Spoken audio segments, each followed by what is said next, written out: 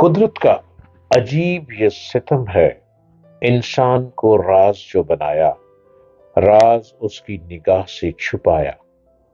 बेताब है ज़ौक़े आगही का, खुलता नहीं भेद जिंदगी का। इस्लाम भी जिस्म जान की पाकीज़गी और ज़ाहिर व बातिन की सफाई पर बहुत जोर देता है। हिफ्ज़ान सेहत का ख्याल रखना इस्लामी जिंदगी का बुनियादी नजरिया है। वजू, तहारत, गुस्ल के अहकामात इसी सिलसिले की कड़ियां हैं।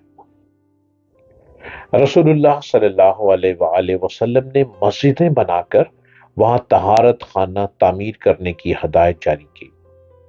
इस्लाम के अमूमी मिजाज और आप सल्लल्लाहु अलैहि वसल्लम के इस फरमान के बाद घर घर गुस्ल खाने